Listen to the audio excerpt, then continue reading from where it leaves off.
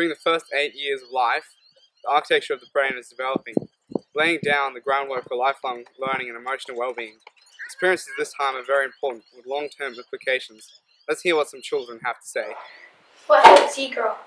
Food, and when Mum and Dad read me stories. Love. When I have friends to play with and friends to talk to when I'm sad. So, Eleanor, what helps you grow up? Eating food. What types of foods? This food. What else helps you grow up? Playing outside and climbing trees with my brother Charlie. Lexi? When my Mum and Dad help me with things. What types of things? When I fall over. As we have just heard, parents play a central role in young children's lives. I have Sarah here, who, like many parents, strives to do the best she can at parenting. So Sarah, what gets in the way of that? Well, just the day-to-day things can be enough, but sometimes it gets too much. For me, I had postnatal depression after the birth of my second child, and as a result, my 4-year-old really suffered, I think, from that. Did you get the help you needed? Some. It's difficult when you're in that situation to even get out of bed, never mind figure out who you're supposed to call. Together in the South has come together because we know that not all children have what they need to grow up. We were shocked to learn that some children arrive at school still sucking their thumbs in nappies with baby bottles of cordial. This is an extreme example, but too many of our children are not on track. Here you can see a mapping of Onkaparinga suburbs, showing the link between social and economic disadvantage and increased vulnerability on one or more developmental domains, as measured by the Australian Early Development Census. 8 suburbs in particular are not doing well on these scores. In fact, in these 8 suburbs, 1/3 of children are not on track when they arrive at school, and the situation has actually worsened since 2009. We need to do something urgently to turn the curve for these children. I have with me a reception teacher from a local school. Can you share with us your observations? Most children arrive at school doing really well, but some struggle, especially at my school. I'm passionate about making a difference for these children, but it's not easy. What obstacles do you encounter?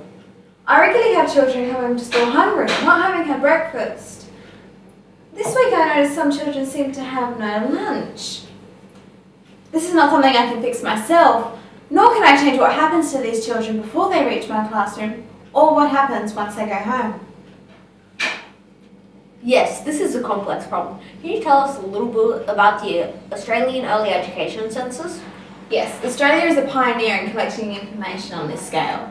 Nationally, every 3 years, teachers are asked to take a study on each child starting at school using a questionnaire that assesses development on 5 domains. Looking at this emotional domain, you can see there are double the number of children struggling in the 8 suburbs compared to the Australian average. The difference is almost as stark in the social domain. What this means is these children arrive at school lacking skills to play cooperatively, to follow rules, and to regulate their emotions. They may be anxious or aggressive and struggle to adapt to the new school environment. Does the census offer any ideas about why this might be the case? The census data supports a link between children having some sort of non-parental care before school and an easier transition into a school. Interestingly, the percentage of children who had not had any non-parental care in the Onkaparinga region was less than 1%, whereas the average percentage in the 8 suburbs identified was over 3%. But this is just one aspect of the story behind the data.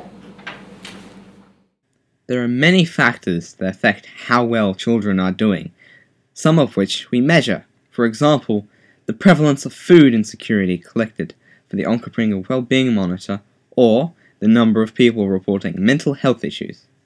Many more are not consistently measured. To work collectively to change things, shared measurements keep everyone on track. I'm here with a government policymaker who is working hard to make a difference in children's lives. So, what can you share from your experience? I know that with the current way we do things, we can make a difference to individuals, but not at population level. The data does not lie. But this problem is too hard for just my department or even just government to address. We need the community sector, local government, business and the public to collaborate. We need to remove the barriers that cause us not to work well, and make sure the resources and structures are there to help us to create a collective impact. Really, this is an emergency, and in an emergency, everyone comes together. That is the only thing that will really make a difference for these children. Together in South has decided this is too important to wait any longer. We are taking responsibility for the social and emotional well-being of over 6,000 children between the ages of 0 and 8, in 8 different suburbs. We invite you to join us.